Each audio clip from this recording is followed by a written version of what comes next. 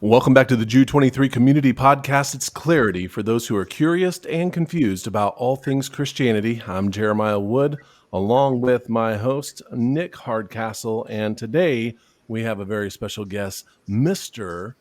Thomas Joyce. Thomas Joyce is just a brother in Christ who both Nick and I have been friends with for quite a while. And he's going to tell us a little bit about himself. But one thing he probably may not mention, so I'm going to boast on his behalf, is that Thomas is a director of all the house church ministries within our church. And who knows, maybe later on in the Jude 23 community, we will have a whole segment on how to start a house church. So maybe you don't have a church right now and you're like, I just wish I had a church I can get to and go to. Maybe in the future, Thomas will help us navigate house churches for the community. How about that? Hey, I mean, we wouldn't be the first ones to kind of start that idea, right? I think some first century Jews kind of had that idea. Hey, we should meet in a house, do this regularly. So I don't know, just kind of weird, like how history repeats itself in a way. It's always good to look for the first century Jews for guidance. Yeah. They had something figured out. They did. They did. So quick about me. Kansas guy, born and raised, did 4 years in Boston for college, loved it. The Lord got a hold of my life right before senior high school and just had to wrestle with a lot of questions. Kind of grew up doing the Midwest thing, which was to, have a family and a dog and go to church on Sunday up until it got inconvenient. And so I wrestled with some of those questions as a kid. And then, Lord just kind of met me in the midst of those questions. And then he sent me off to college back east and, just kind of the land of intellectualism, with Boston, with Harvard and MIT. And I didn't go to those schools, but I was around those people, just, just kind of really put some meat to the bones of my faith in a way, kind of flush things out and put some muscle on the skeleton. And my wife and we met in Boston and we moved back to Kansas and have been kind of on this journey of life together and just following the Lord and see what he has for us. I do tend to have a bent toward teaching and leading a little bit, just in kind of some circles that I run. I am one of the first ones though to say, man, I am not the smartest in the room. And really, whenever I get a chance in different teachings or different Bible studies or something, I want to point people. There are so many better scholars, commentators. Hey, here's my 2 cents. Here, if I can bring you from one degree of understanding to the next, great. Mm-hmm. And at the same time, there may be others who can take you that next 2 or 3 degrees, who they put in so much time and effort and just kind of like there is so much to take a hold of hopefully we can kind of bring some clarity.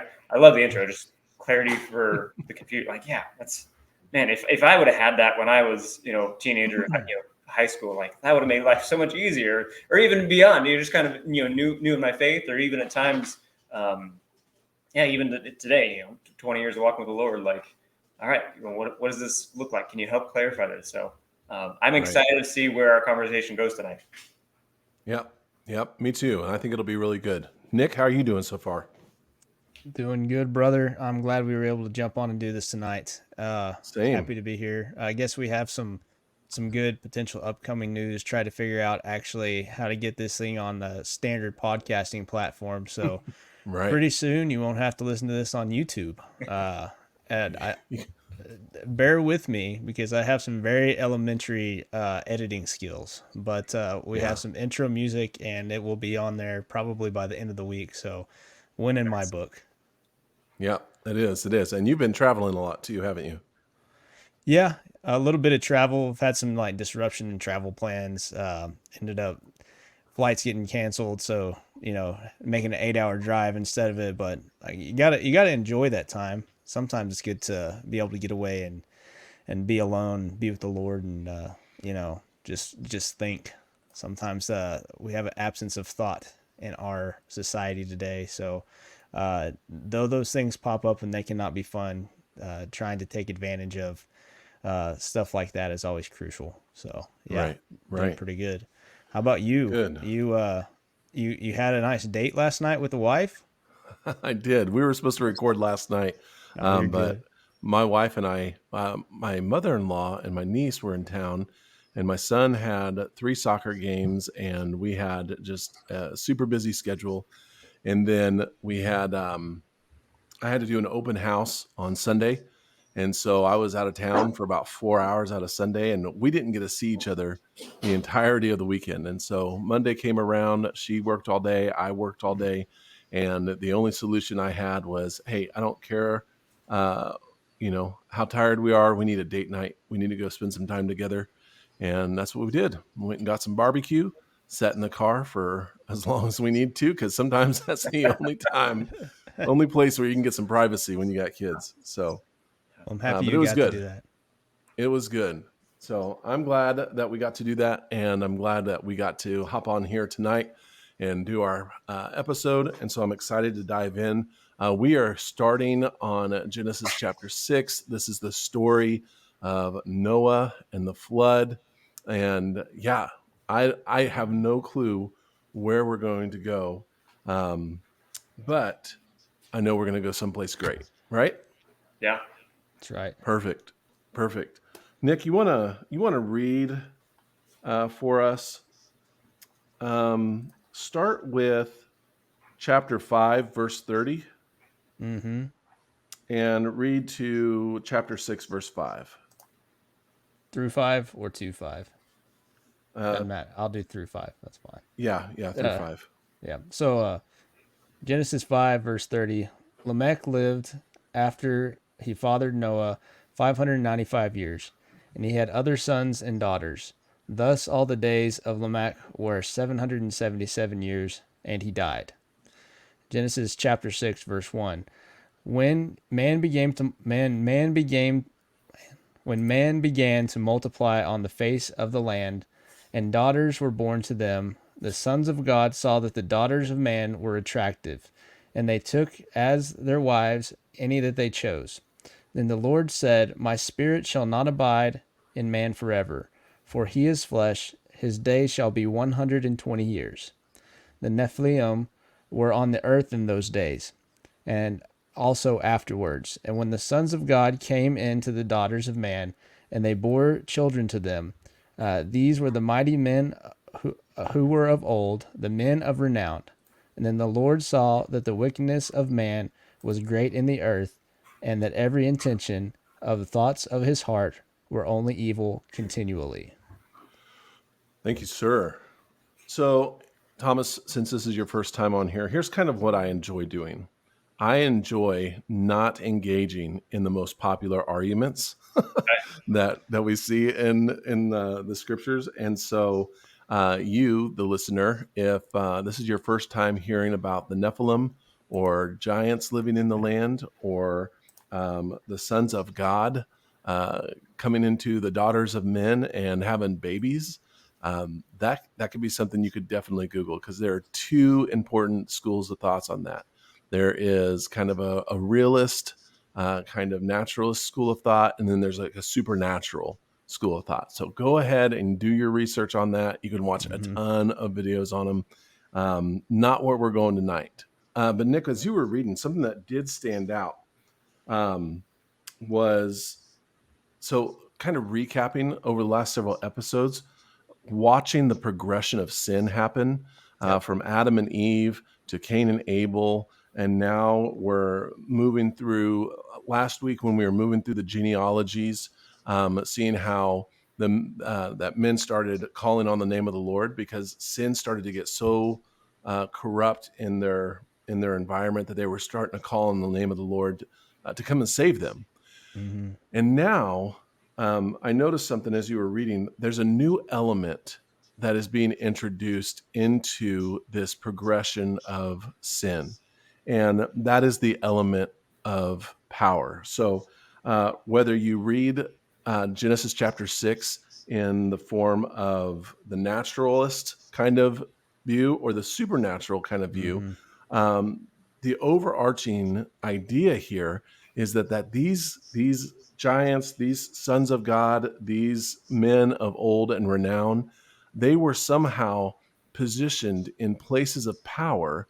And because they were positioned in places of power, the verse 5 says that the wickedness of man had become great in the earth, and that every intent of the thoughts of their heart was only ever continually evil.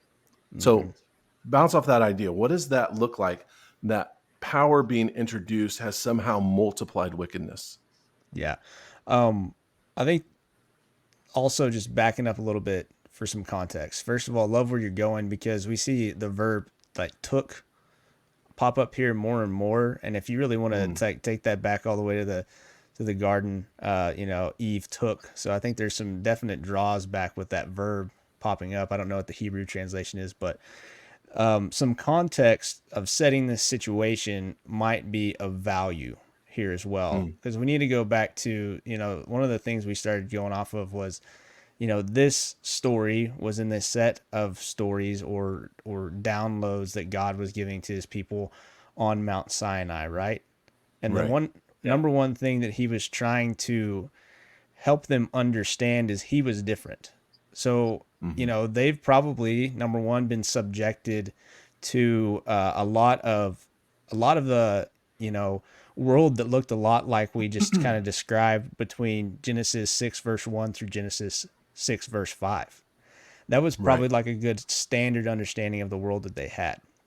And we don't need to get into it very deeply, but this was probably not the first flood story that the Hebrews were really told at that time, or it wasn't like the common one that was really passed around their camps. There's a bunch of Right. other flood stories, but just to go ahead and give a high level overview of how these are different, God is trying to pretty much show how he's using this for his glory and correction, as opposed to like being a vengeful God. So we can unpack that a Right. little bit more as we get further into it. But I think coming in some context and focusing on the fact that they had been slaves and really like things were took and evil was corrupting and growing is good to understand in that. I don't know, Thomas, is anything like that kind of stand out with you when you're starting to look at this portion of the Bible? Yeah. So one of the main draws to me, um, Genesis, 1, and particularly kind of the last half of 1 and through the garden story, and just God operates in partnership. Mm-hmm. He made Adam and Eve to you can, Genesis 1:27, be fruitful, multiply, fill the earth, subdue it and rule it. And like those were all within the context of partnership with God the Father, right? And God, previously before creation, existed in partnership with the Holy Spirit, the Son, like eternally, right? So like he's always dwelt in partnership, and then so he makes man kind of in that same sort of relationship, partnership. You guys hammered on Genesis 3. That partnership is broken, it's fractured. And then, just kind of set up that we see this increase of sin and wickedness. And in verse 5, that the thoughts of the human heart was only evil all the time. Like, man, how far has the pendulum swung to where we were creating God's image and still are, but like just kind of that pendulum is like righteousness and right standing with the world and with everything has swung so far to where only evil all the time. And I like, Nick, what you said, how you set up that, they've probably heard so many variations of a flood story. And yet the difference here with this one is that it's not vengeful. It's not, like this. It is, yes, both this display of power, yet it's still going to be done, as we'll read about in Noah, in partnership. God says, hey, I'm going to wipe everything, but I'm going to do it, are going to be my, backup point, my save point, to put it in, common computing terms. Hey, this is my last save. This is my last saved data. And so we're going to start over from here. So yeah, just kind of looking at God's consistent work of partnership throughout the stories and everything, I think is kind of what sticks out to me, and what draws me to them. Yeah, I think that's really good to pull out. This is probably not a very good reference to have, but it does help you kind of understand a little bit more, I don't know, from the personal aspect of it. In all of my preparation for this chapter, I said, I haven't ever seen that movie Noah that came out like, I don't know, 8 years ago. I'm going to sit down and watch it. And it does How'd that help. go? It's so the guys that wrote it were writing it off like one specific set of Jewish midrash. So there's definitely some differences, but interpretation. Let's just go ahead and say, but it does help really pull out some of these things, and like Thomas is kind of hitting on them. Number one, partnership with God was what saved the story. But someone trusting with God. I do appreciate in that movie that they had kind of like a standard way of how God talks to us. That's a different thing to unpack. It wasn't like him just like verbally speaking. But one thing that really stood out there was like whenever you get to that every intention of the human heart was wicked. That's really hard for us to concept and have a grasp of. But I think really what happened was there was a complete perversion of the fact that you had these people become in power, and they were pretty much just subduing that over the entirety of creation. Yeah. Whether it would be the earth or other people. And the other thing that really kind of stood out and somewhat hit home in that was that they had taken a lot of the words that like God had said to Cain, and then turned him for their glory and their story. So I think it was not just the fact that there was like wickedness and perversion, but it was just also a misunderstanding of the goodness of God and taking his goodness and turning it into something to help fuel kind of an empire of destruction. Yeah. Yeah, I think one of the things too, because I think the Noah movie was actually on television not too long ago. I'm not even sure why I was watching it. I only watched maybe for about 20 minutes, but it was right before the flood happened. And this is Nick kind of playing off the word took that you were talking about, that the power dynamics that were kind of played out in that movie showed just how showed a couple things. One, it showed how little they cared about one another, how little they cared about the human life. And there was a couple of situations where there was a gate and there were people trying to get past the gate and they were starving. And so they like threw a goat over the fence and they just grabbed the goat and just shredded it into pieces, just pulled it apart. And so then they took a couple of girls and threw them over the fence, and they grabbed the girls and just took for themselves whatever they wanted to do. And I think they ended up getting torn apart. And what is interesting, because when you think about the whole idea, and this is, like you said, the sin of Adam and Eve just taking for themselves, that when God commanded Adam and Eve to rule over the earth and subdue it, they were have dominion over the animals. And then by the time we get to Genesis chapter 6, it's almost as if man had become animalistic themselves. Yeah. I mean, it kind of plays off of I think this was something that they talked about on the Bema podcast with Marty Solomons, but the partnership with God and fulfilling and walking in his story allows you to be more human. Doing the opposite, diving in onto your fleshly desire actually turns you to more of a beast. Yeah.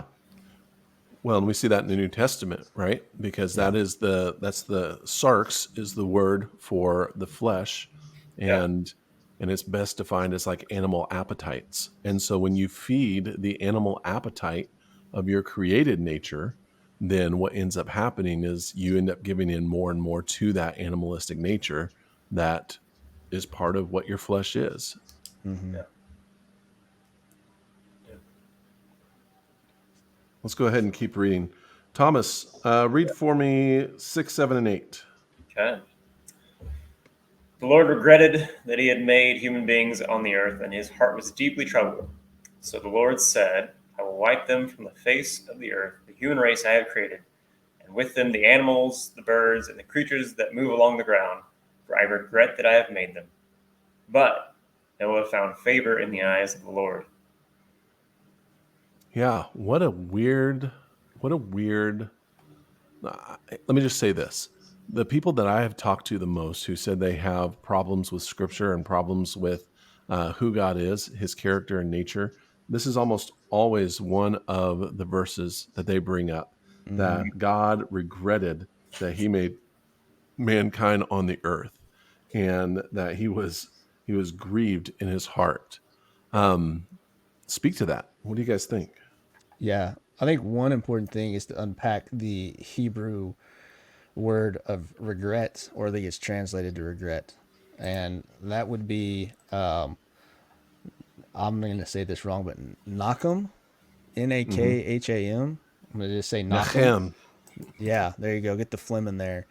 But that doesn't just simply mean regret. It was that he was sorrowful, that he was saddened. And I think if you also take that in that context, God has, okay, I'm going to say it specifically this way, God has every right to do everything he wanted. Yeah. But he definitely has every right to be sorrowful. The fact that humans came in and pretty much took this perfect creation that he gave them and pretty much took it down a landslide and said, we're going to drive this thing into the dirt. So it's a hard thing to unpack, because I think a lot of stuff that people will throw it against you is like, well, how could a good God do this? How could a good God want this to happen to humanity? Yeah. And I've got a soapbox that I could probably go ahead and speak about it, but I'd love to hear what our guest Thomas would say. Well, so I did a little bit of homework before coming on here, and heard last time you guys were talking about like the names in chapter 5 and everything. Yep. Right. And so the Hebrew word in verse 6 there, that you just kind of touched on a bit, it's also what is used in Genesis 5 verse 29 about Noah's name. And let me find 29 here, saying, out of the ground the Lord has cursed us. This one shall bring us relief from our work. And so that kind of shall bring relief, is, I don't know, just really interesting. You're talking about the names and their meaning and how just like names are special, especially in this culture. Maybe have been diluted a little bit in today's day and age, but in that time, that culture, names were special, and then just the serendipitous coincidence that this next word, kind of same word, describes how the Lord felt sorrowful, to be sorry, and it repented, like I'm going to do something different. I've seen the wickedness of humans and the evil in their hearts, so I'm going to turn and do something different. And so step 1, flood. But thanks be for Noah. I said I wasn't going to do this earlier. I kind of want to build a little bit more off the context that I was saying. So if it's not any good, Jeremiah, I know how to cut and edit these podcasts now, so I'm just going to take it out. But I guess it'll be here on the YouTube version. So one story that's an old flood story that was passed around these tribes, or the Hebrews where they existed, came back from Chaldea. And if we just think about who was from Chaldea, his name would have been Abraham. There was an old Sumerian tale called the Epic of Gilgamesh. It's worth a Google. There's a good video about it that maybe we'll link in here, that I found on YouTube. But in the Epic of Gilgamesh, there is a flood story where it goes over a flood story. And I think that we take this verse and just throw it wildly into the wind as a justification for an argument. But we have to sit here and understand also that there's some deeper things that God's trying to unpack with this statement. So if you go into the Epic of Gilgamesh and you start understanding the flood story that's with there, Gilgamesh goes and finds this guy who is essentially, quote unquote, like Noah, who pretty much survived this flood. And a lot of the similar things happened in terms of like events. There was a flood of the earth. He was pretty much built a container to hold all the animals of creation on. And then he also pretty much brought it into really the new world. But one of the things that I think is most important to understand about that point in time, and this would be probably really common if you think about the Egyptian gods that these Hebrews were more understanding of, is that back in this point in time, your gods were not really in their kind of like immortal type deity a lot of times. Sometimes gods would get old. And like if you had, if you were a defeated people, like your god was probably beaten by another god in heaven. Yeah. So there was a flawed understanding of what a god was back then. And in the Epic of Gilgamesh, what happens is the gods decide to flood the world because this town where had these gods that had grown old, and this town kept on growing and flourishing, and it just was really noisy, so the gods couldn't sleep. So what that kind of is understanding is that, you know, what you get from that perspective, and if this would have been a pretty common story that would have been passed around in really the Hebrew camps or in the Hebrew dwellings at that point in time, is that, you know, the gods would flood the earth without honestly any good justification. They would choose to just go ahead and wipe out humanity and just go down this wicked path or this crazy plan just because they felt like it, because they were annoyed with humans. I think the most important thing that we've been building up, especially you know, over the past few verses, was that this wasn't a thing that was done just by a whim or by an annoyance. It was done out of the fact that there was an affliction, and that humans specifically afflicted the Creator. We were told back in the beginning that He gave us our spirit. His spirit lived in us. So every time we would be pretty much afflicting another human, we were attacking it. Whenever we were breaking down the earth, God used the dirt to make us. So that whenever we would sin against the earth, we were also sinning against that as well. So I think one thing that's really needs to be understood in here, which it bugs me, is that we take this line out of context. Is I think God's somewhat using it to build a case in his story about why this flood occurred. Because there's enough context to say that it did occur. Let me tell you why it occurred in reality. Yeah, I think, Jeremiah, you were saying that, you know, people who have their issues kind of bring up this verse so often. I wonder how many of them kind of read just a few verses beforehand that describe the wickedness and the evil that was going on. And so, you know, if you have an issue with the Lord, you know, feeling regretful or sorry that he made people, then it's like, okay, so do you condone, like, do you support all the evil? If you have an issue with, like, what was God supposed to do about it? Like, right. Yeah. So I think just people, again, can cherry pick and can take things so far out of context. Context is huge. I'm a big context guy.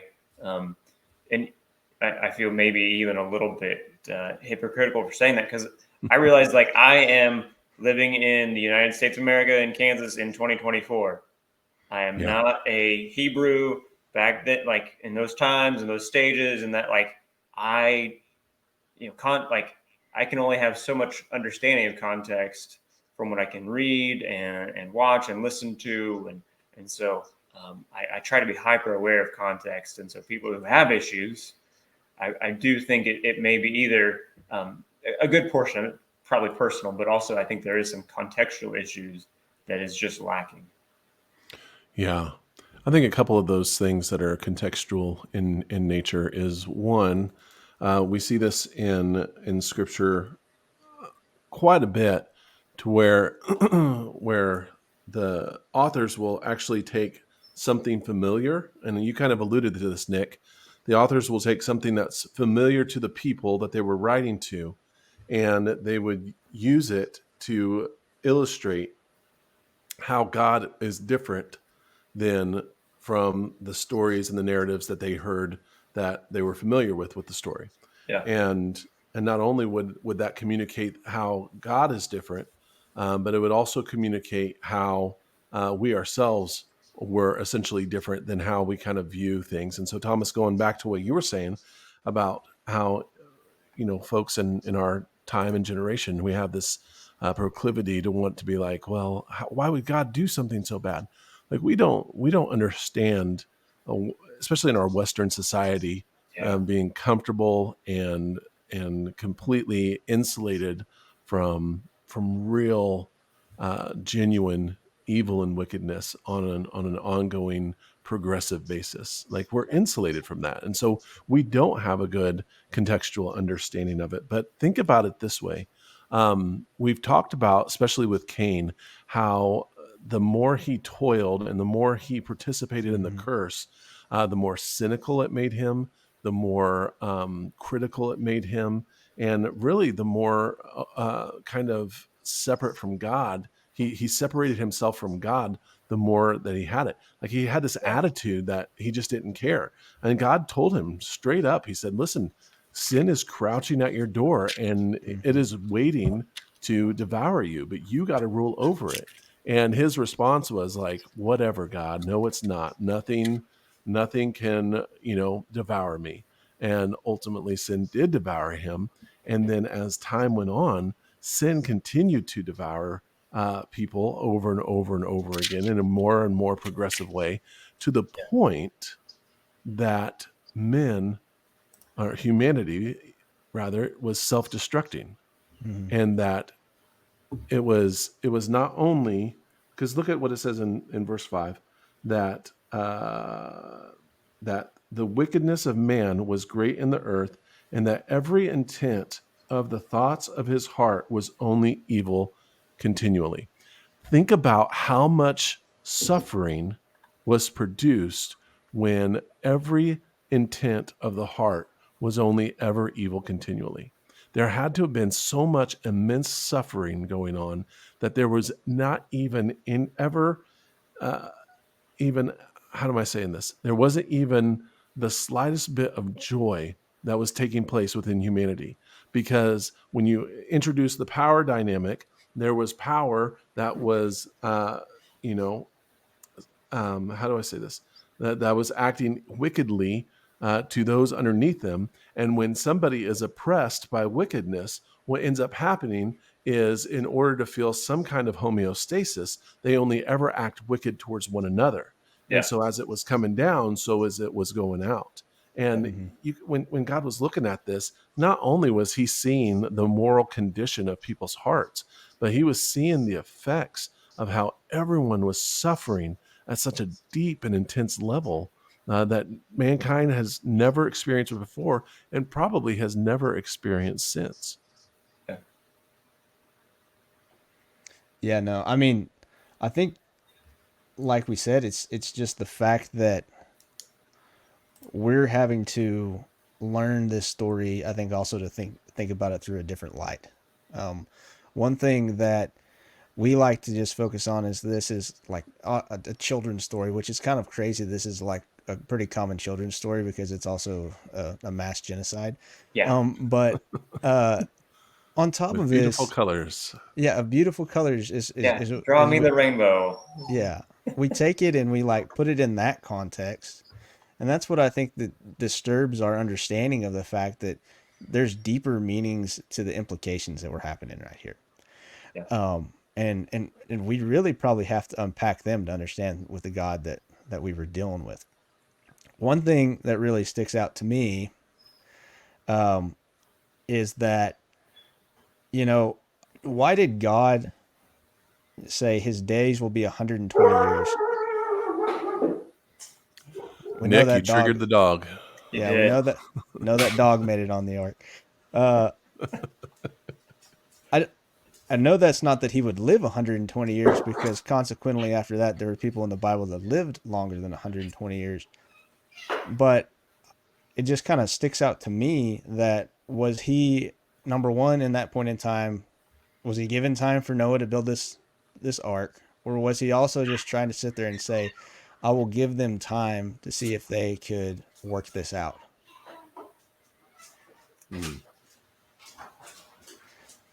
It's a very specific amount of time that's just all of a sudden kind of popping up. I don't know. Yeah, I don't know either.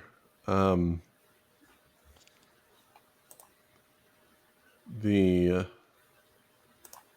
verse 3, where it talks about that, then the Lord said that my spirit shall not strive with man forever. That word strive is a really interesting word. Because do you guys think that it's strive against or strive with? Well, it actually means to contend or plead with. So it almost, this is a revelation for me, because I've never looked into that word strive before. When you use it in that context, let me just read it for you. Verse 3, and then the Lord said, my spirit will not contend or plead with man forever, for he is indeed flesh, yet his days shall be 120 years. I don't know what that means, but it sounds to me that maybe leading up to this point that God did not play a passive role, that he was probably playing an active role in, like Thomas, you said earlier, continually attempting to reach humanity by partnering with humanity, to plead his cause with humanity, to contend, to contend at the same way he contended with Cain, that sin is crouching at your door and its desire is to devour you, but you must rule over it. It seems as though when we look at verse 3 in that situation, that God had been contending with man and came to the point where he's like, hey, I'm not going to be able to contend with him forever. And maybe when it says that his days would be 120 years, maybe that's how long he contended with him, was for 120 years. Yeah. This is just kind of coming up in the middle of while we were talking about that, but it doesn't really get down into the specific, like, deeper perversion until after, like, chapter, or after verse 3. But the number one thing that stands out to me right now is that in 6:1 it says, when man began to multiply on the face of the land, and the daughters were born to them, and the sons of God saw that the daughters of man were attractive, they took as their wives any that they chose. One thing that I heard in a teaching in my long 7.5 hour car ride that I had the other day was that every curse that was brought into the Bible, if you look at it, there was a curse, and the antithesis of that was how to pretty much solve the curse, or what you need to do to be able to restore Eden, be able to restore humanity, or our relationship with God. So I think honestly what this really pointed out to right here was, Genesis 3, like 17 and 19. I think whenever it says, man shall dwell over you. One thing that the teacher of that was trying to say was that whenever you are a man and you don't just try to take a woman for what she can do, to be a birthing machine like Adam did to Eve, and actually give her her full value, and you minister to her, and you partner with her, you're creating the opposite of that curse, and you're working more towards Eden. So I think honestly, at this point in time, there's a lot of stuff in here that gets unpacked about marriage and about sexuality and stuff like that. So I think honestly what we see here is not that it was just a curse, or not just a sin that he was frustrated with, that he was trying to deal with for these 120 years. It was that they were digging so deep into the curse, and they were just letting it rule them, that they had no regard for each other, and it was just destroying pretty much the body or the temple that he put his spirit into to partner with him. Mm-hmm. Yeah. Thomas, what are your thoughts?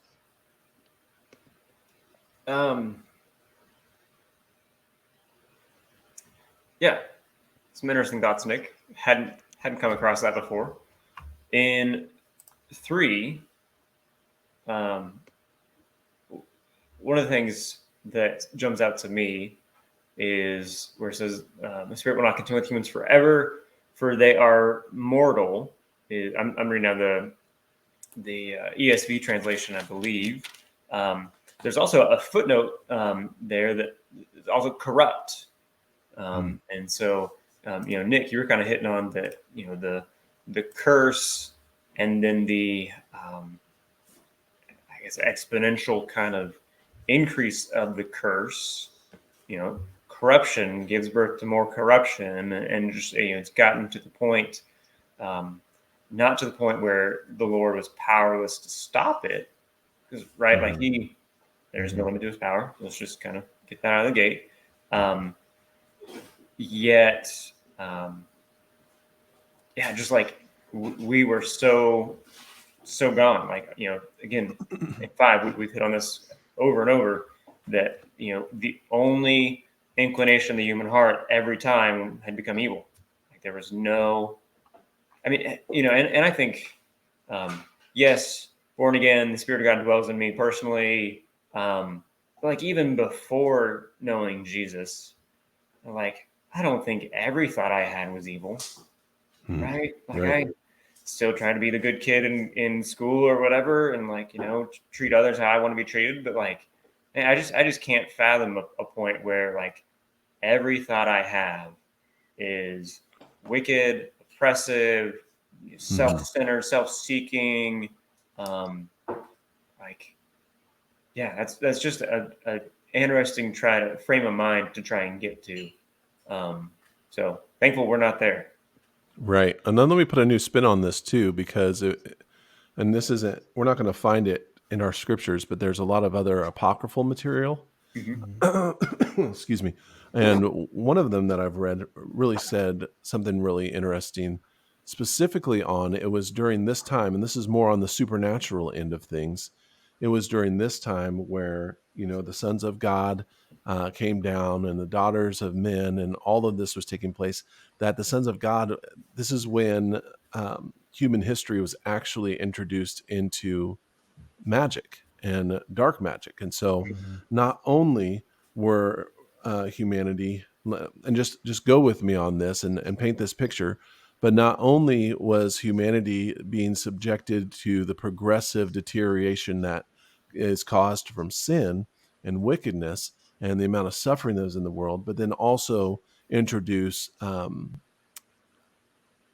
for lack of better words, this kind of dark magic that allows people to tap into various powers. Like, and again, it takes us back to the power dynamics. Like, how much more crazy does that make? Let's not even use the word crazy. How much more contaminated does that make the human race? And I know that's more supernatural than what maybe we were planning on getting into, but when we think about these things, what does it do to the human condition when, because I listen to testimonies all the time about people who were in either satanic cults, or that were in witchcraft, or any other types of kind of cultish like magic type behavior. And from what they say, the amount of curse that comes over you and what that does to your soul is almost, I don't know, it's deafening, I guess. Yeah. But it just kind of puts another perspective on what could be happening to mankind during this time. Yeah. I made it weird for everybody. No, good job. But it's good perspective. I mean, I think we don't even think about how much time was passing right here. Like the Earth had become relatively developed is kind of, I guess, an easy way to say it. Like there was actually cities, there were bricks, they were building large structures. So, I mean, the fact is, this wasn't just like a ignorant group of people who were dwelling in caves and tents, like we maybe sometimes think about the beginning of humanity as. This was a group of people who were educated to their own right, bought into whatever beliefs they wanted to do, and were informed in the things that they wanted to be informed in. Um, and evil had mobilized itself to be able to feed their desires in a different way, in a way that fit that time period. Yeah.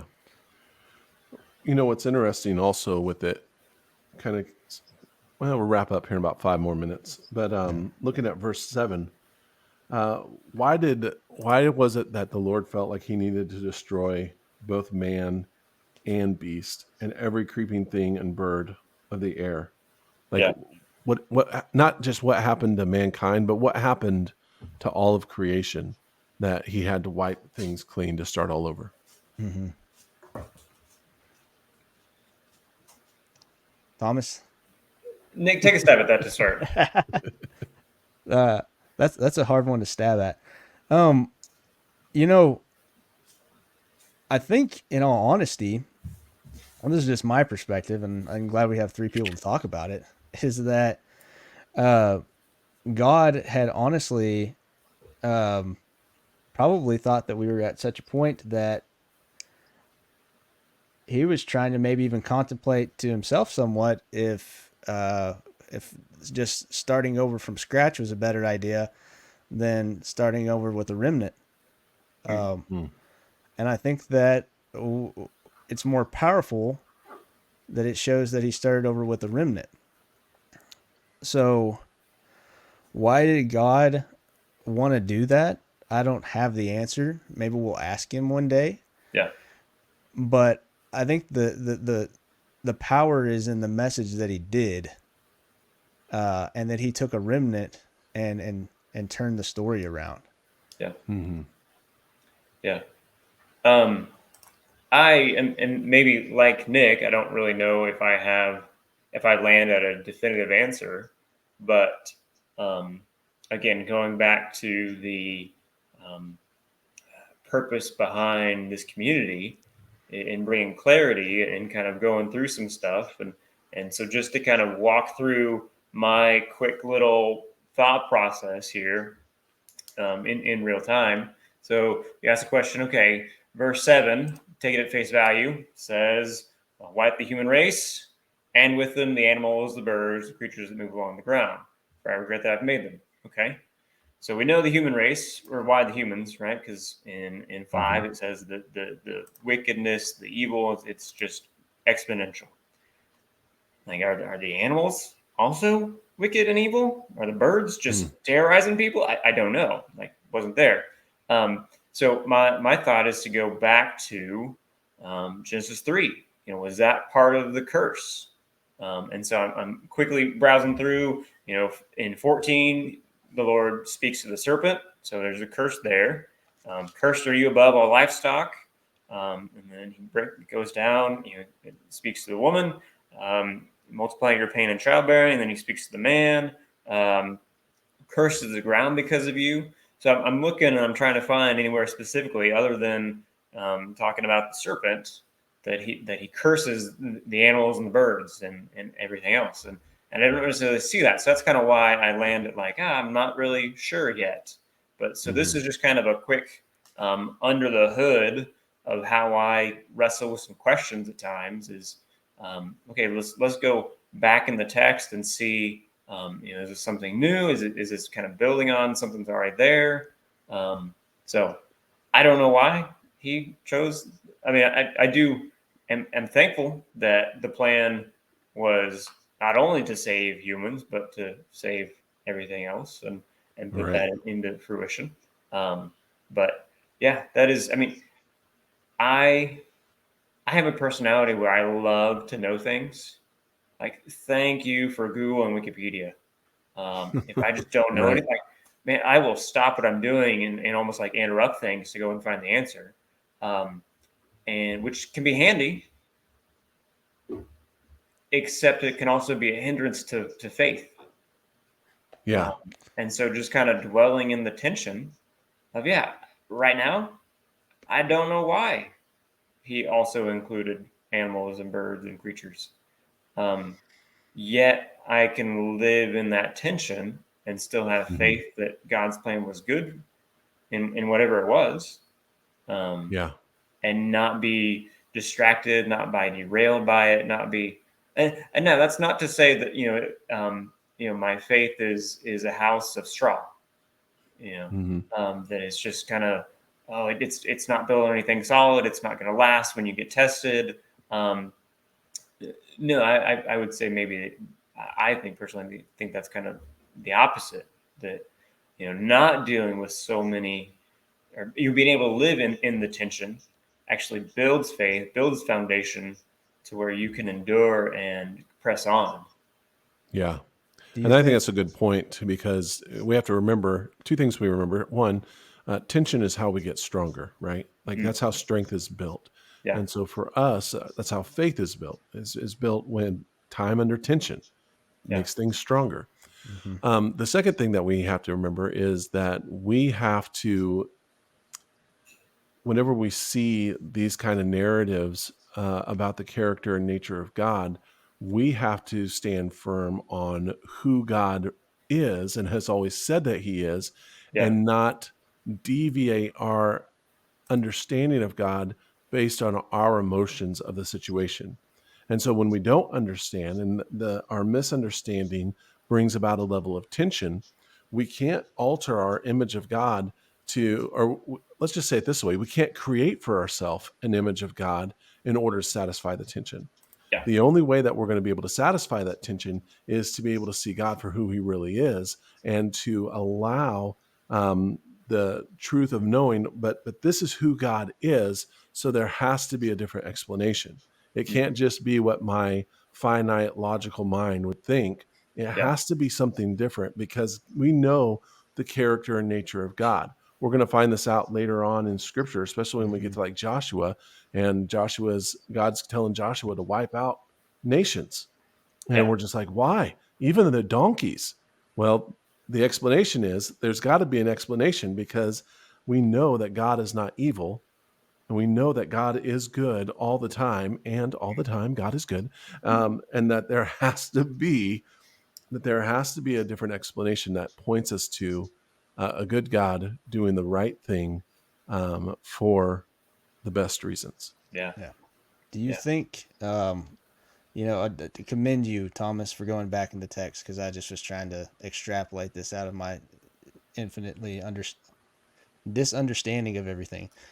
Genesis 1:26, and then God said, let us make man in our own image and after our likeness, and let them have dominion over the fish of the sea and the birds of the heavens and the livestock and over all the earth and everything that creeps on the earth. Genesis 1:29, and God said, behold, I have given you every plant yielding seed that is on the earth, and all that is on the face of all the earth, and every tree with its seed and its fruit, you shall have them for food, and to every beast of the earth, and to every bird of the heavens, and to everything that creeps on the earth, everything that has the breath of life, I have given every green plant for food. Anyways, do you think that it was because that God made all this for us? So he said that if it wasn't for, if man's not going to be around for this, who I created this world for, to be able to partner with in this, I don't need to have the rest of it around, because that was for him. Yeah. I do think that is, I do think that's a logical jump to make. Like, God's not looking for a planet full of elephants, right? Like, Right. I'm gonna wipe out humans, but elephants, you guys are good. You guys can stay. Or even, hey, with the flood, like, whales, they do okay in a flood. Right. Yeah. So, Probably got fed pretty good after that. Yeah. those orcas and killer whales, like they are living large in the flood. No, it's just a thought I've never said out loud before. So that was fun. Yeah, I do think there's a connection there that we've been given dominion over those things, and like you read through there, the kind of the purpose why, and so then if we're taken out, then kind of their purpose is also taken out. Yeah, that's a good find, good nugget there to mine out from Genesis 1. Which is also why, when we go on to Noah, why God saved animals too, because not just to repopulate the earth with animals, but that was man's gift, and man's command was to rule after these animals and have dominion over them. And so if he was going to save 8 humans, he's going to have to give them animals to tend to. And so very good. Well, man, I think this is probably a good place to stop. Yeah. Thomas, thanks for being on, man. Thanks for having me, guys. I hope that this is not the last time we see you on here, because there'll always be an open spot for you whenever you're excited to come back on. Okay. Yeah. We'll see you it was great to be here with you guys. See you for the next 6 weeks as we try to unpack Noah. Yeah. We made it a handful of verses in. Yeah. For those of you that don't know, we all go to church together, and we're in various studies together. And this typically how it tends to be, that we will find ourselves going through something. And if we get through 1 or 2 verses, we're pretty lucky to get through those. So yeah, I think we made it through 7 verses tonight. So I think we're doing pretty good for ourselves. Yeah. Good job. But yeah, I think that's good. And I really appreciate the word about tension. And not everything always has to be resolved. Yeah. And so I think that's probably a good place that we can stop, and we can reside in the tension for a week or plus. Yeah. Let's not do plus anymore. I got to get back on schedule. Got to get these podcasts out. Yeah. Awesome. Well, thanks again for joining us on the Jude 23 Community Podcast, where we are trying to find some clarity for those who are curious or confused about all things Christianity. I'm Jeremiah, along with Nick Hardcastle and Thomas Joyce for the first time. Thank you all for joining us, and we'll talk to you again real soon. God bless.